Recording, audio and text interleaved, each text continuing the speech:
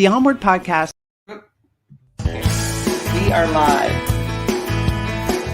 One day at a time, right? Yeah. Welcome to the Onward Podcast. Hi, it's Emily. Welcome. I've got my producer here. She just got back from the vet, so she kind of wants to snuggle with me. And thank you all for joining. I know I might seem a little bit distracted because I'm working with Cory to get him in the StreamYard room. So he's not quite here yet. But while he's working on joining us, I would love, I see Dr. Pauline Crawford's here. And she said, where's the live link? Hopefully you can see me live right now. And not sure who else is joining, but as you start joining, let me know where you're from, where you're joining from. And we're just going to kind of chit chat if you have some questions that you want to submit for me. As Cory's starting to join, you can send me any questions that you have. Yeah, you found it. Good. If you have any, since you're a conversation maker, Pauline, if you have any questions for me, send them because I'm waiting for Cory to join me in the green room right now. He just had a little bit of an issue with his iPad, so he's having to start up his laptop. Hi, Maria. I'm waiting on my guest, but he's on his way. So I just would, if everyone can say maybe where you're tuning in from. Maria said she's tuning in from Maryland, and I'm tuning in from Stanton, Virginia. And I think it was like 58 degrees here today. So it was a pretty nice day, although I didn't get outside. Gracie, where are you tuning in from? Oh, Pauline is from Las Vegas, a Brit living here, huh? Awesome. And Gracie, I know is from California. I want to say the LA area because I just met her the other day and we had a chat on the phone. So that was fun. Hi, Carl Sean. You're tuning in from New Jersey. That's awesome. Thank you for tuning in. Oop, we're waiting. I see Cory. He's getting ready to come in. It says device is not connected, but I think he's working on it. Oh, we've got Virginia from Virginia. Where in Virginia are you from, Virginia? I'm in Stanton. I think you're in the Northern Virginia area, though. And I think I see Cory. You ready? Okay. Let me add Cory to the stream. We've got people. There he is. Hi, Cory. How are you? I'm fantastic. How are you? I'm great. Thanks for joining us today. I'm so excited. You're a LinkedIn influencer, and you like to help other people achieve that influencer status. And one day I made a post. I interviewed PJ Jackson on my podcast, and you commented on a video, and then I guess she connected with you, and then I saw, well, oh, he's got like 320 something LinkedIn followers. I'll just message him, see if he wants to be on my live Onward podcast show. And you said, yeah. And then we signed up, and we're here.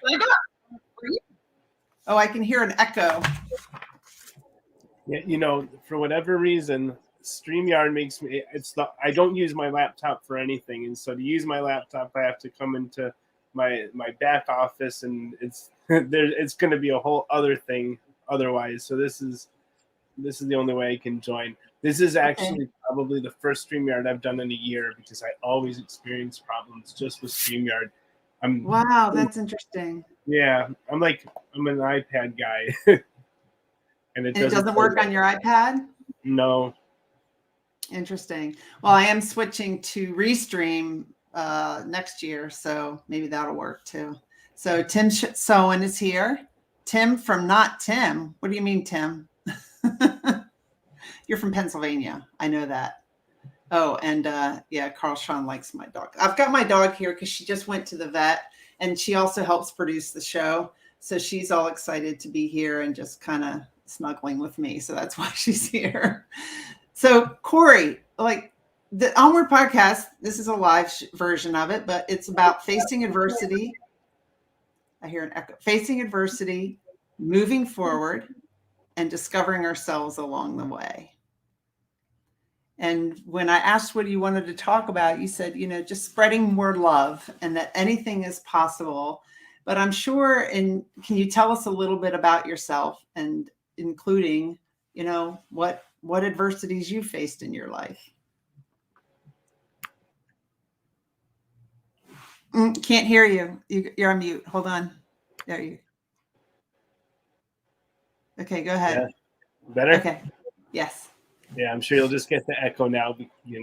But so yeah, I've faced some adversity in my 44 years. I think I grew up into the north side of Chicago and was a pretty good student, but was an eldest child, and my youngest sibling is about 14 years younger than myself, and so I kind of had to raise myself. Didn't have a whole lot of accountability, so I got into a pretty good college that I went to for 1 year. But they were busy raising a young kid and all these things, and so I dropped out and I ended up living on the streets when I was a late teenager, and so kind of seeing rock bottom at that young of an age, and then kind of working in an industry for 15 years, working my way progressively higher and higher in just the hospitality industry, kind of being a servant in the castle, was a really weird perspective to now be a multiple founder and have had many dozens of employees and have an opportunity to address key people in different parts of the country and world now. So it's through that lens, that adversity I think just really was foundational. And it does show me. I mean, at this point, some of my companies have had some pretty big impact, and I'm just glad that I didn't accept that as a current reality, but rather just decided to not let that be a reality. Interesting. Do you have your LinkedIn on? Because I hear it going ding, ding, ding. I'm just thinking about for when I'm trying to publish this as a regular podcast, but that's fine. So you went from the streets to starting, you're a serial entrepreneur, you're a philanthropist. How does one do that? I think, for me, it all started about 5 years ago when I started my first company. But through that process, learning how to make key hires, learning how to fundraise, learning how to grow revenues, learning how to build, networks that can be monetized. I think that's put me in all the different positions now, in which I can give back financially, join boards of causes that I believe in.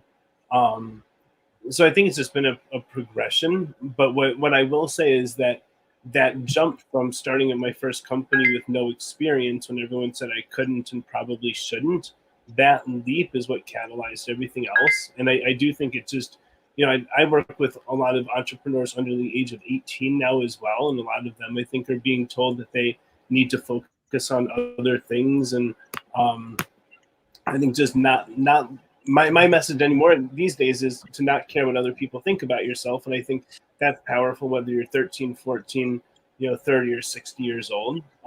And so that is what helped put me where I am.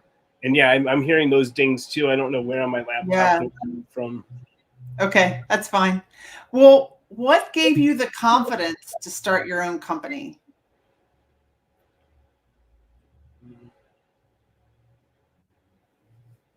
Did you hear me? Did you say, yeah, you were gone for a second, but I think you said, what gave me the confidence to start my first company? Yeah.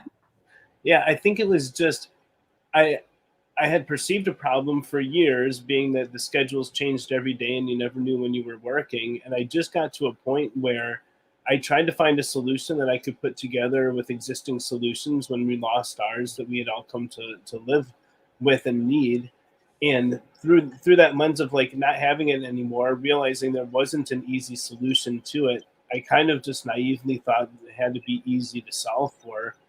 And I was able to come up with something pretty quickly that was beneficial to the industry, that was adopted by several thousand users. But then it did take us a few years to build some actual technology. So I think not knowing that first step or that first iteration, I just did it as though it was possible, and I found a way to I guess, truly get a minimum viable product. So I think it was probably naivete. Where were you working that you didn't know your schedule that made you think there's got to be another solution to this? Well, so this was a restaurant called Mastro's here in Chicago, and I'd helped open the restaurant and helped grow their private dining department to a multi-million-dollar department.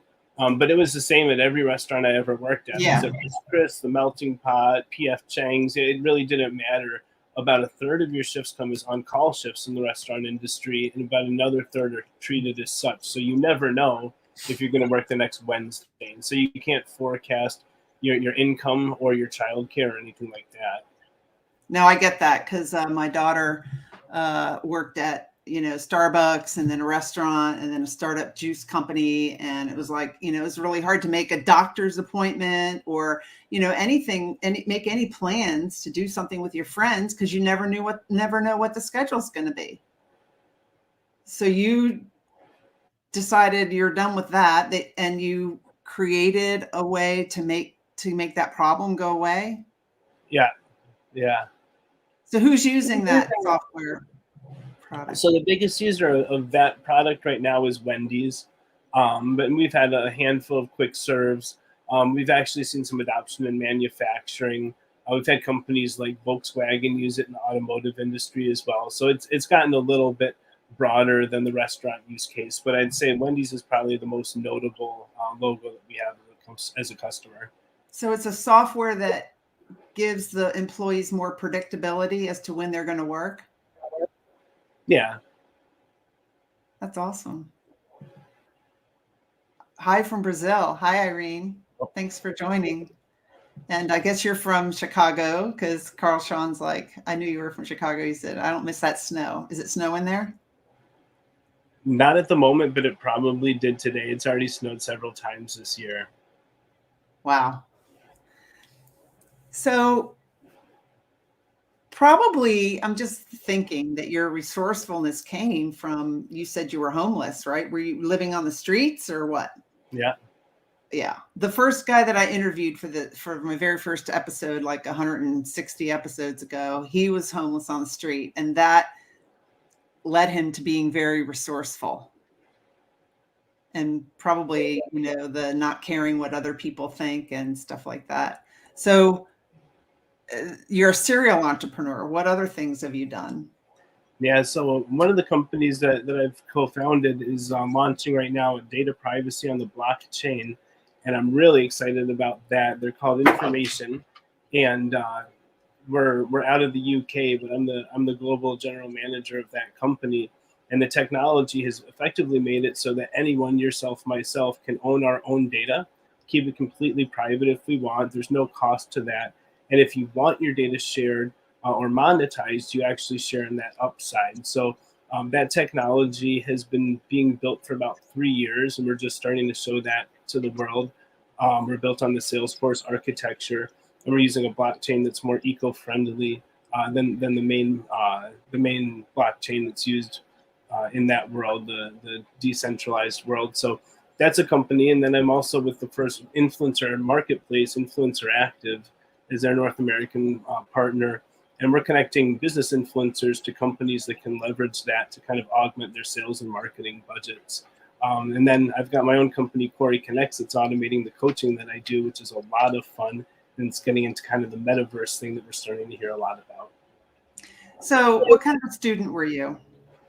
I was an advanced, an AP honors student, about a 4.0 GPA, academic scholarship to college. So I was definitely studious, but I like to study the arts, and I took a Japanese cooking class in high school and a music production class. And even in college, I took more of kind of the fun classes before I elected to drop out.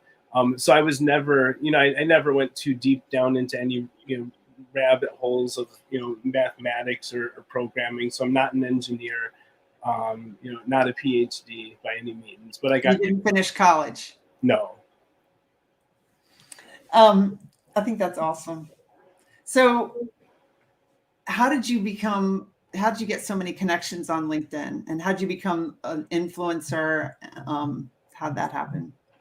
Yeah, I think a lot of it is kind of a byproduct of the law of reciprocity. For a number of years, I was on the platform quite often, just building relationships, engaging with people, and being supportive, sharing my journey along the way. And people throw the word authenticity around, but really it was my way of letting people see my failures as well as my wins.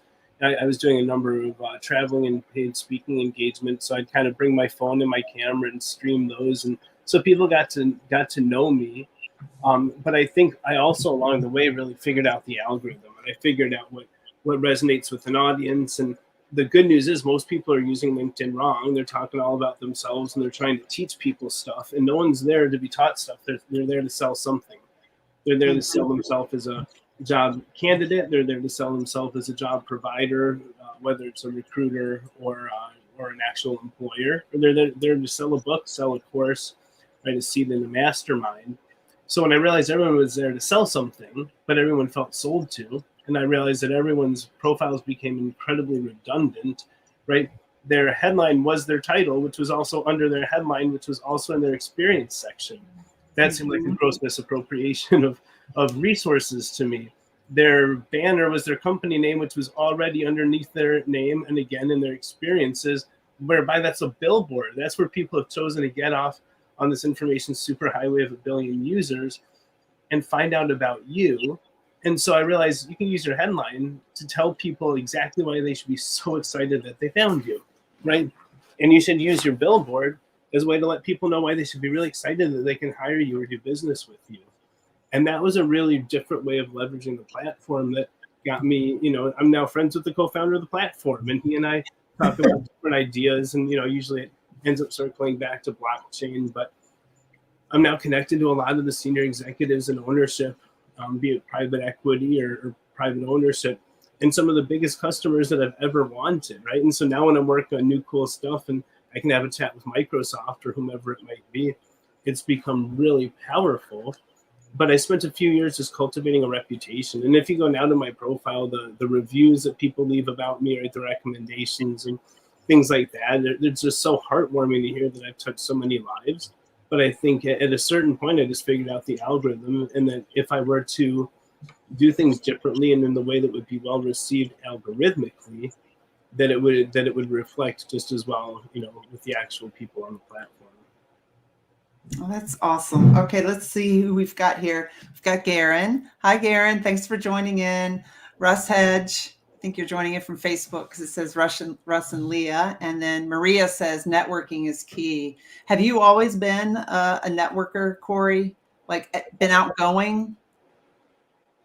Yeah, I'm sure. Like I was the guy that ran for student council president as a joke in high school and almost won. And I had a radio show in college, and I was a lead singer, lead guitarist of my band, for many years. And so I've always had that kind of persona where I've never been afraid to put myself, on stage and all eyes on me.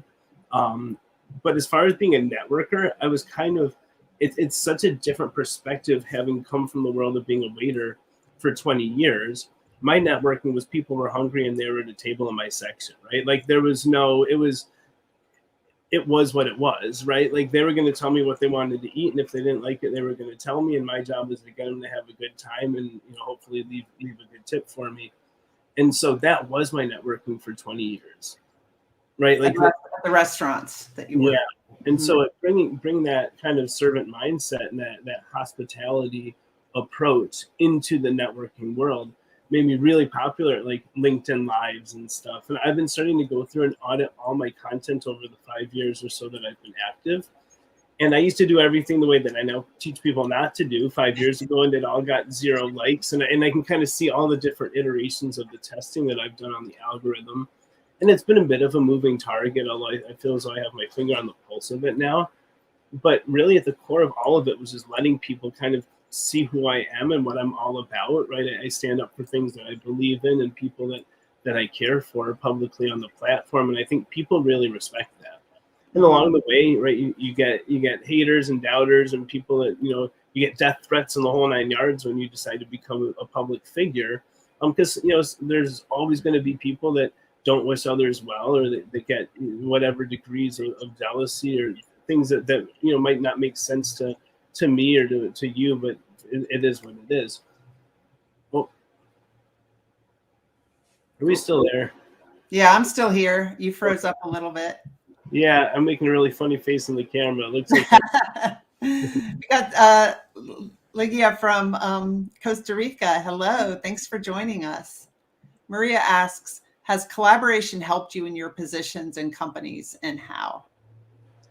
Yeah, I mean, I'm pretty much a serial collaborator at this point. My startup's called CoryConnects, but what I'm always looking to do, and I think at a certain point I was just networking so much on LinkedIn that I had to find ways almost to relegate and delegate. So if someone said I needed to know this person and they needed to know this person, and it's really because they both should know this person and not me, if I could connect those dots, I didn't have to get myself in a 30-minute or 60-minute phone call.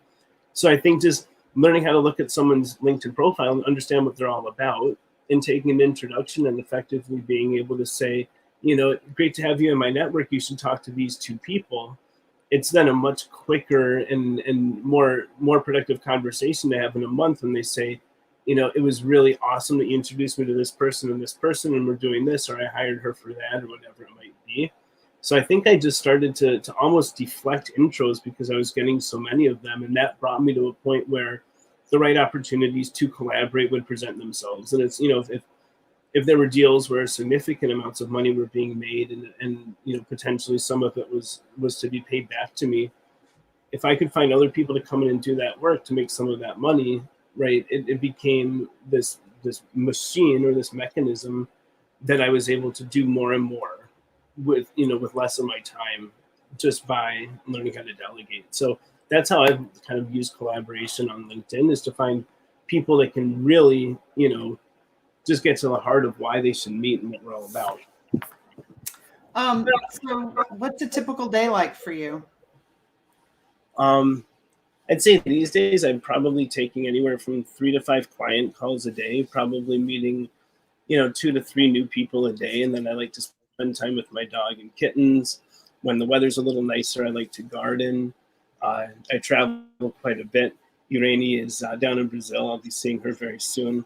But I've got, the couple companies that I've mentioned, I'm still in operations to a degree. So I'm either putting together marketing campaigns or taking phone calls about those. We're kind of through our first launch, or our pre-launch, with the information token. So I get to take a little breather there, but I'm going to do a little press about them. So really it's just, continuing to connect dots. Yeah. You say you connect opportunities, resources, people, and,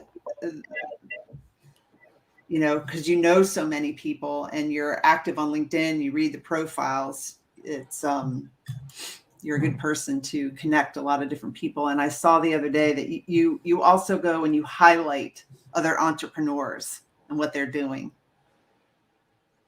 Yeah. And, quite often I'll be highlighting founders of companies I'm involved with, or, I'm now joining the board of a foundation fighting cancer, or I've just joined the advisory board of a 14-year-old startup that learned to code during the pandemic and sold his first company. And so people like that, I love to feature. That's kind of one of the reasons they bring me into these organizations or operations. But a lot of other times I'll just hear about awesome things. Like a story that I like to tell, I guess it was a few months ago, I saw a story broken on the news about a restaurant where a girl was celebrating her birthday and she was blind.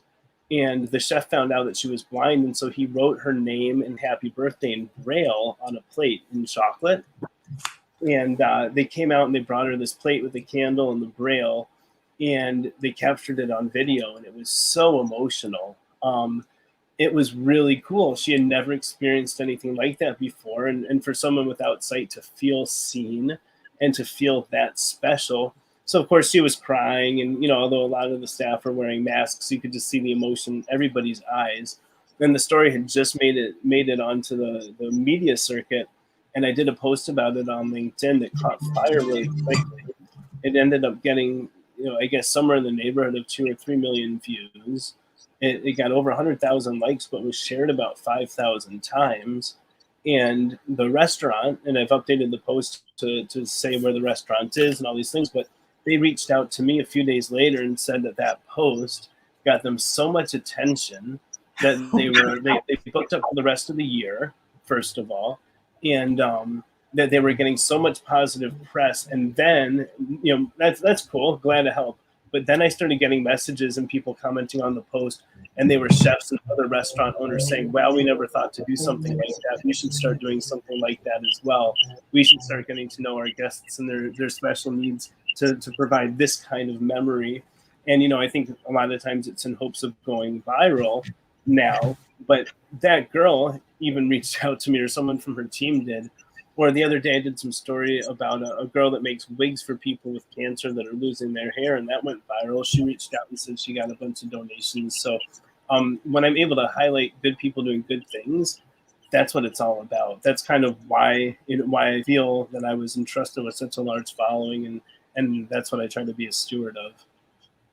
Oh, that's an awesome story. I love that. And just how I wouldn't have thought about that, making the her name in Braille. That's just what a creative idea. Do you know Kenyatta Turner? Hello, my friend. Long time no see, Cory Warfield. Yeah. Hi, Kenyatta. And we got PJ here. She said, "Yay, I made it in." You're still a little frozen, Cory, but yeah, I think I'm all the way frozen. It's probably that Chicago weather that Carl Sean was talking about. It probably is. Although I'm still with a smile on my heart and soul. I'm still blaming StreamYard, but I'll claim I'll claim Chicago. It's probably actually that this laptop never sees the light of day. Yeah, maybe. Should I can drop and try to come right back in if that's better. It's up to you. If you want to do that, that's fine. I can talk. You want to try that? Yeah, let's try that. Okay. Yes, Virginia, I agree. Sometimes we forget about those with disabilities or different abilities than we have, and we see the world through our eyes and think that everyone else sees it the same way, and they don't. And that was a really touching story that Cory shared. Yeah, he's still frozen. I know. I think he was going to log out, and then I'm going to remove him. He's going to log out and then come back in, I think, but we will see. Hi, James. How are you guys doing? Yeah, I'm not sure what's going on with Cory's internet, but hey, do you guys have any questions for me or questions for Cory when he comes back? I wrote a little banner here that says, post a screenshot and tell people what you liked about this show. But I don't want it to be just a screenshot of me. Wait till Cory comes back and post a screenshot of both of us. And if you have any questions, like, all right, I've got like 9,000 followers or something on LinkedIn. He's got like 312, something like that. And it was so interesting to hear how he did it. Yeah, I love that. Different abilities. Yes. Connections on LinkedIn can be just as strong as in person. Yeah, PJ, you're making a lot of connections with your posts and with what you're doing with Awaken 1 Million. And if you guys haven't checked out PJ's Onward Podcast interview with me, it should be publishing as a podcast soon, but I did go live with her just like this. So now we have some good questions coming in. Yeah, that's a good question, PJ. How do you know who to connect with? That's a good question. And when Cory comes back in, we will ask him that question. And then what is your advice for people who are just getting used to networking? Yeah, and they want to become entrepreneurs. That's a really good question too. It seems to me, I don't know what he's going to say, but my guess is you want to become an entrepreneur. My guess is he's going to say, just start making connections and you never know where one will lead. So many people kind of stop and they don't move forward because they're waiting for everything to be perfect, or they're waiting for this to happen or that to happen. And once that happens, once I finish my training, then I can start. Once I get my website up, then I can start. Once this happens, once that happens. And the thing is that you've got to really just start. And I say that from experience. So, all right, let's see what Cory has to say. Hey, Cory. And we're back. All right. So we got a question for you. What's your advice for people who are just getting used to networking and they want to become entrepreneurs? Yeah, so I think the most important thing for me is to read a couple of the foundational texts, which for me are the Lean Startup and Traction by Gabriel Weinberg. But I think, there are different books that resonate with different people. But I think just finding entrepreneurs that are putting their journey out there, there's thousands upon thousands of them on YouTube and TikTok and Instagram and LinkedIn, and just kind of seeing what it's like. To go full on into entrepreneurship, you first of all need to be all in. So it's really difficult to do it kind of part-time or nights and weekends. And so if you understand that you either need to find a way to monetize it right away so that you can pay yourself, or that you're not going to be able to pay yourself for a while, so you find a way to get some savings together, just having a game plan, I think, is a big part of it, but also understanding that there's never a right time. So it's not, perfection is the enemy of progress. It's not worth waiting until you're ready or waiting until you have a certain amount. Oh no, am I frozen again? No, I see you. Yeah. Okay. Perfect.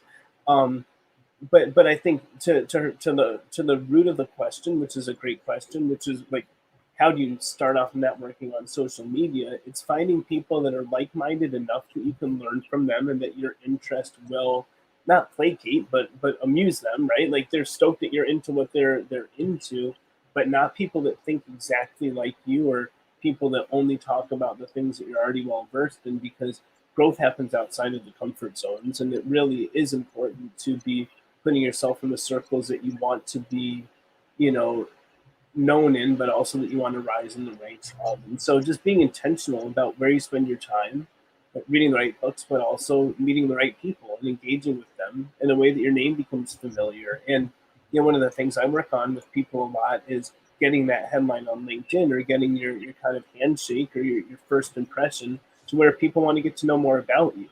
So rather than saying VP of Sales at Acme Co., which doesn't really excite somebody, saying something like,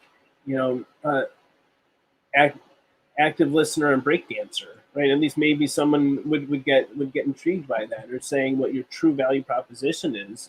Anytime anyone sees my name on LinkedIn next to Cory Warfield, that says I create LinkedIn influencers, right? Yeah. That's a compelling statement to certain people. And there are people for whom that means nothing, and people that say, well, that gives me the heebie-jeebies. But if I can get 10 people to see that, and one of them wants to work with me, that's fantastic. How do I scale that? If I can get somebody out of 10, how many can I get out of 1,000, right? How many people might want to talk to me if I can get that headline in front of 1 million people? So if I can now find a way to get more and more people to see my headline, which I can do by commenting on their stuff, period, right? So, if your headline is something that people are going to gravitate towards, and you just need more people to see it, just go out and engage with more people in the right places, and they'll see that. Right? But if it just says, again, VP of Sales at Acme, that might not be enough for people to say, wow, I need to talk to this person. So I think it all comes back to just being really deliberate and intentional, and having a plan. Yeah, that's good. All good advice. And I think that, you can try out different headlines, right?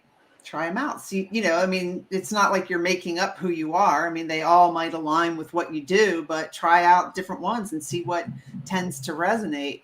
And I like what you said too, because when you were offline, I was saying, I don't know how Cory's going to answer this question, but I would say, for one thing, is if you want to be an entrepreneur, you got to just start. Don't wait for everything to be perfect.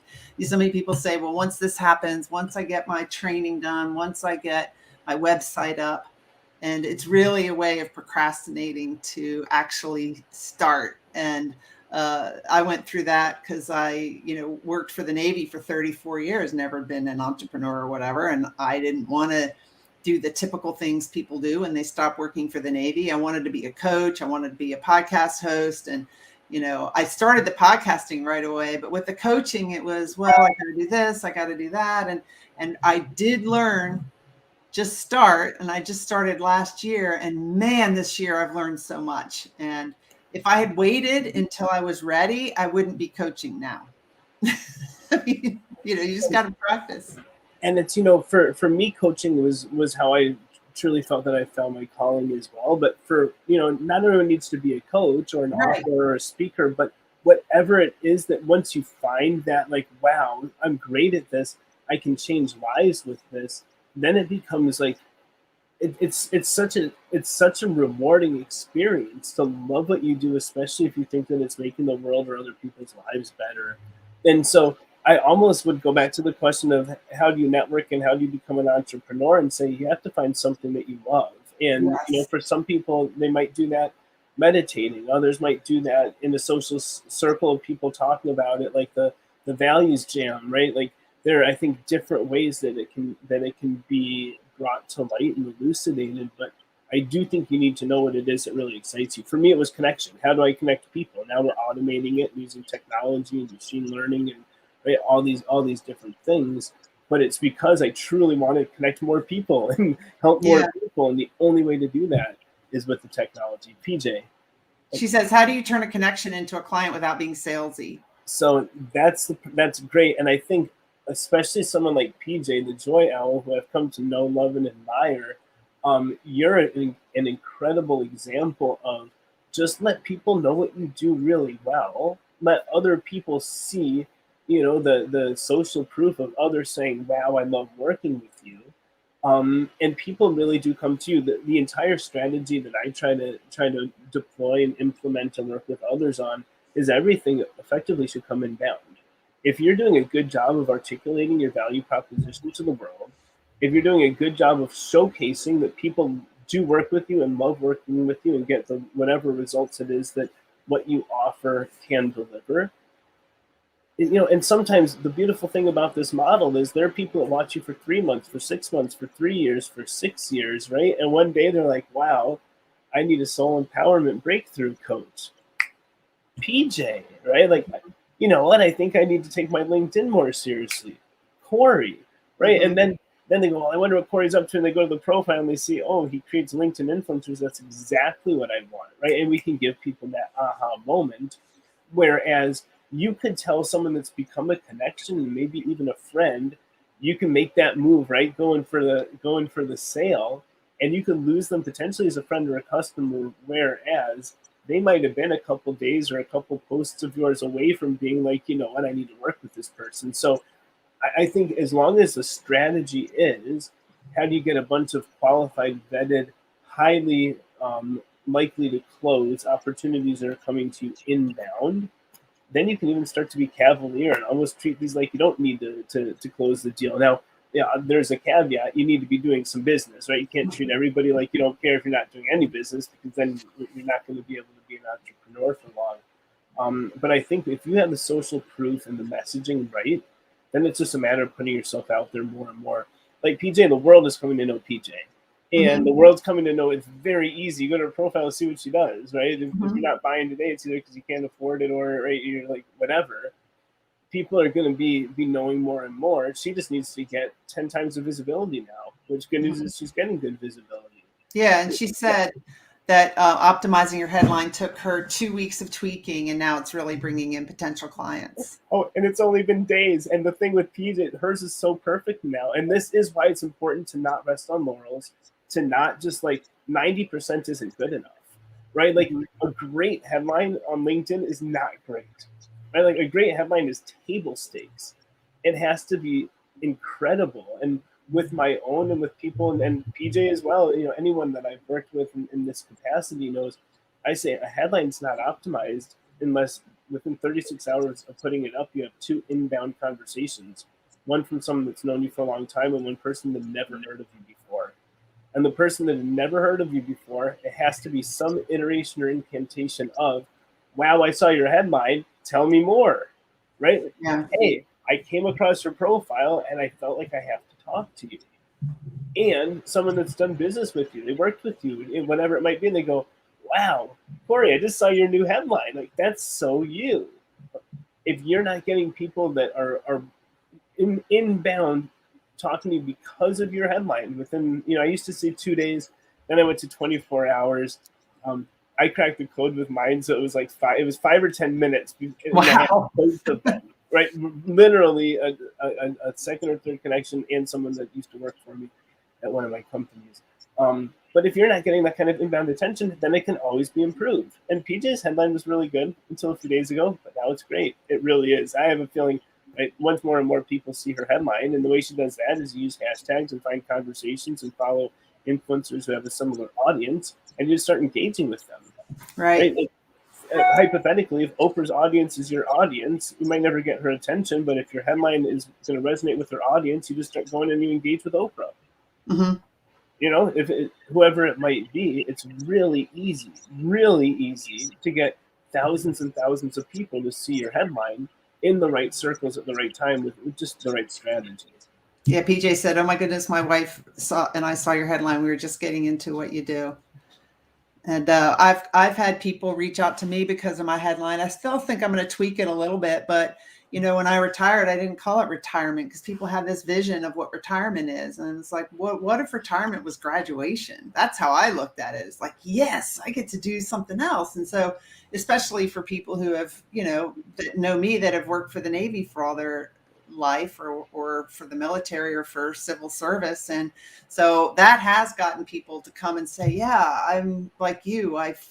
My dreams got buried under a mountain of responsibilities. I forgot who I was. And when I retire, it's not retirement. It's I'm graduating onto something bigger and better. And I want to figure out what that is and go for it. So yeah, being authentic is critical. Yes. Hi, DJ. Welcome. And let's see, Gertrude Chapman says, I've learned so much from networking, many interesting people. I have too. And I think especially during COVID, I don't think I would have networked with as many people. What do you think, Cory? Has COVID gotten you networking more? Not me, but I was doing the serial networking thing on LinkedIn for a few years before COVID. But what we're doing with CoryConnects is very much aligned with and similar to what we're starting to hear about with the metaverse, right? We've got certain elements that bring people into kind of a virtual networking where you feel like you're with them, but you're in the comfort of your own home. So I think for me, COVID's just shown that the world can do this, the world will do this, and that people are open to it. And now I think that the technologies exist, the communities exist. I think the right people are talking about how we can really make it feel a little bit more substantial. When some people feel like networking online can be so empty. Yeah, I agree. So what are the toughest things that you've overcome in your life? I just had to put down one of my dogs, and he was my world, so that was tough. Losing my mom, I guess, lost, right? I actually just had a friend pass away this last weekend, and so that always gets you feeling a certain kind of way. I guess I was told fairly recently at the beginning of the pandemic that I had a really serious illness, and I was told that I might be perishing before now, frankly. And I did some research and made some connections and was able to get some treatment, and now I'll be just fine. But I think just anything that brings you face to face with mortality, on the other side of that is always just a time of introspection and typically fuel for leveling up, I think. That's exactly, we haven't had that much time to talk, but that's exactly what happened with me, because after I graduated and was finally, empty nester, my kids were grown, it was going to be like my time. My daughter called me 3 weeks later and said her dad had cancer, and we had divorced like 25 years or more years ago, but within 2 weeks after he was 63 when he was diagnosed, within 2 weeks after being diagnosed, he was paralyzed in both arms because his C5 was cancer. He had 2 tumors the size of tennis balls in each lung and 1 in his kidney. I don't know if he knew he was sick and avoided it or what, and he died on December 11th, 2019, right after I retired. And that changed my life. That is when I said, I'm going to coach people on creating a life that they love living now and graduating. And, those 2 things is what I like to focus on. I might change my headline to creating a life you love and then the now, because so many people are like, well, when this happens or that happens, or I can't do it because of this. And, I liked working for the Navy, but I wouldn't say I loved it like I love what I'm doing now. And when I look back at some of the things I've learned, I took this emergenetics profile that PJ gave me to take. And it's like, Okay, 91% of people like doing data analysis more than you do, Emily. Well, the Navy, as a contracting officer and awarding contracts for airplanes, that's all you do is like spreadsheets and stuff. I hated it. I could do it, but it zapped all my friggin' energy. And then the last job I had as director of the Office of Small Business Programs for the Navy and the Marine Corps, that was a fun job because it was more visionary, it was more strategic, it was more, I didn't have to, I had someone that helped with the data stuff that I didn't really like, and it didn't zap my energy as much, but that explained it. And so many of us think, well, I just got to suck it up. I got to do the work is hard, and it doesn't have to be hard. Right? But I didn't figure that out until 56.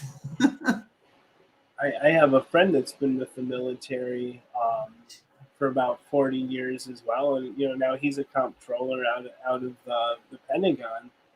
But he and I have a very similar conversation, and he's getting ready to graduate, and so, as it were, he's got aspirations of doing something entrepreneurial, but really he wants to make sure that people can find what it is that they're going to enjoy on the beginning of that experience, rather than on kind of once you're old enough to know better. Like, imagine if people knew that at age 18 or in their 20s. Oh wow, I should be a coach, or I shouldn't be a coach. I'm sure there are a lot of coaches out there that probably should have done anything but coach other people. Yeah. I think a lot of them end up in the athletics. Yeah, and your friend will discover when you retire from the government, especially in the Pentagon, which is, I don't know why my neck's all red. It's got hot in here, I guess. But when you retire from the Pentagon or from federal government, people tell you what you should do. You should, because you work for the government, you should be a consultant. You should go and start your own consulting firm or go work for Lockheed or whatever.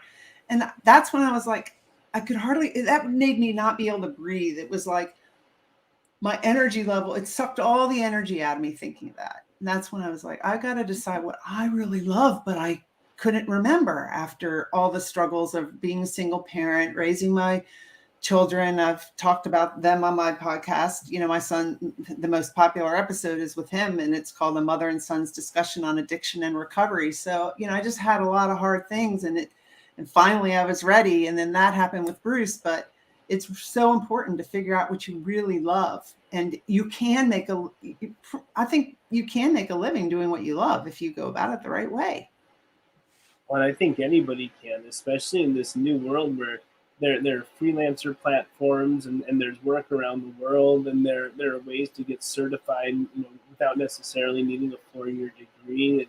And at this point, anybody, whether you're 60 something years old or you're 18 years old, anybody can learn these new low code and no code tools, which enable you to build software that you can sell and monetize and make your life better without needing to learn anything, right? Like it's a couple week to couple month learning curve. With some of these, it's almost drag and drop, and they've built and made it really easy. They've done all the smart stuff, all the hard stuff, right? And I guess I'm oversimplifying it a little bit, but some of these new tools are getting better by the quarter, and so there's really no excuse anymore.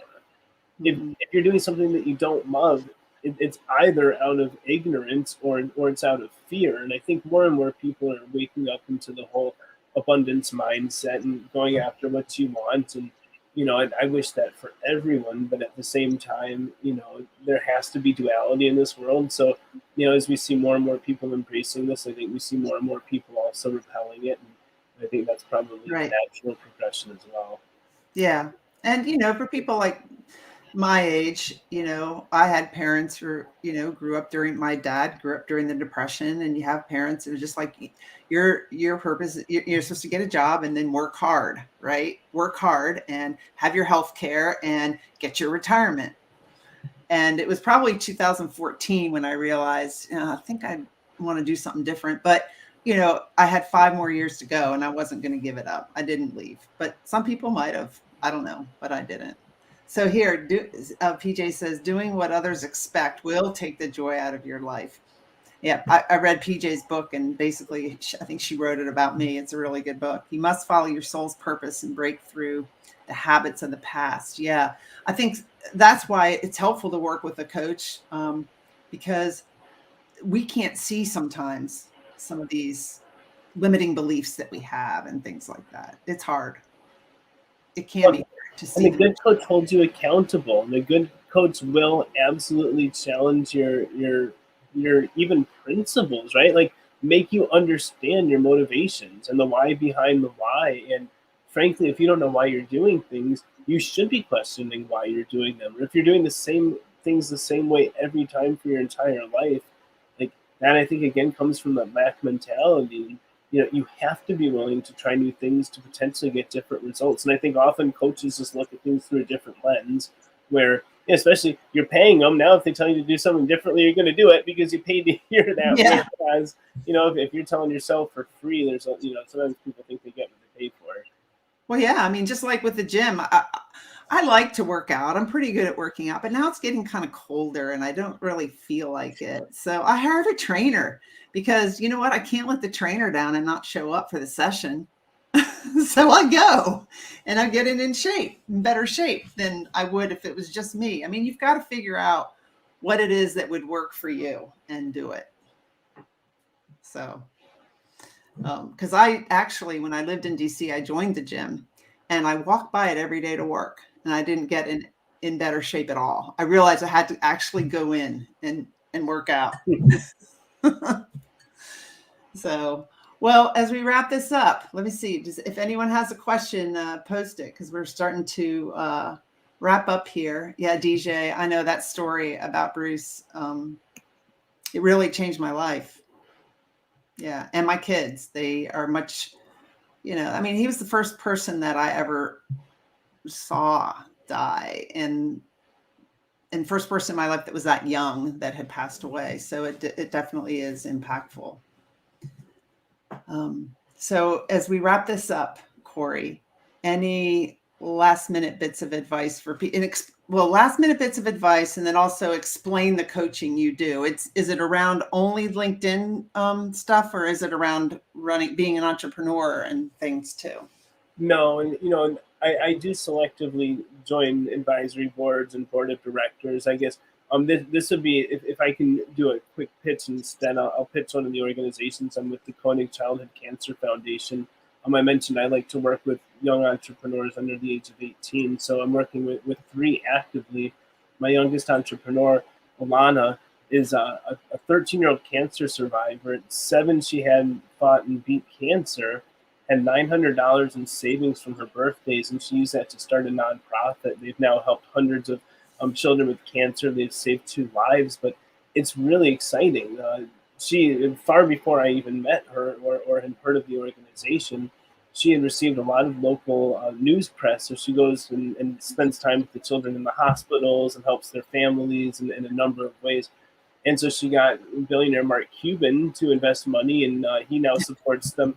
And she got Selena Gomez, who's an idol of hers, to contribute money and call up and have chats with her. And so now we're actually actively partnering with a complementary childhood cancer foundation that has 2 other celebrity high net worth backers.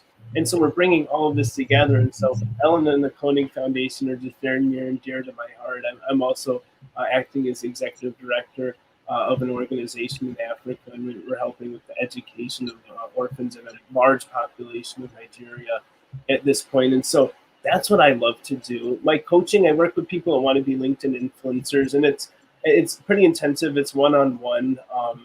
It's life-changing for those for whom it could change their life, right? It's not for everybody. It's you're putting yourself all the way out there. I think PJ mentioned it's all about authenticity, transparency, and kind of finding your flock, I call it. People like to call it a tribe on social media, but I hesitate because tribes fight each other, and tribes have chiefs and hierarchies, and I don't know that that's necessary in any of the worlds that I belong in. But I do the one-on-one growth coaching. But more so than that, for helping entrepreneurs, I don't do that coaching because I do that kind of as a managing director and a mentor at Founder Institute. And, people come to me and have questions. I'm always happy to review a deck or talk through what a truly minimum viable product is. And I wouldn't want to bill for that because that's just pay it forward. Thank God people helped me when I was at that stage. And I couldn't have afforded people back then. And frankly, I don't know that I would have had the fortitude. And that's not fair. I could have afforded them. I wasn't budgeted to, and I didn't know well enough to spend money on that kind of thing then. So if people need advice or something like that on a startup, and again, I joined advisory boards selectively, but I think I probably need to pump the brakes on joining advisory boards at least at the end of the next quarter. Yeah, there's only so much bandwidth that any person has, right? Yeah. So, yeah. Thank you so much, Cory, for being a guest on the show. Would you mind just waiting in the green room for a minute while I end the show? Absolutely. Thanks, everyone, for tuning in. Great to see everyone. Urani, PJ, Kenyatta, DJ, and Emily, thanks for having me. Yep, Danielle. I mean, all these people, I really appreciate it when people come in on the live. That's what I like doing about the lives. They can engage in the show. And PJ says, paying it forward will always come back to you 1,000-fold. And you're definitely right.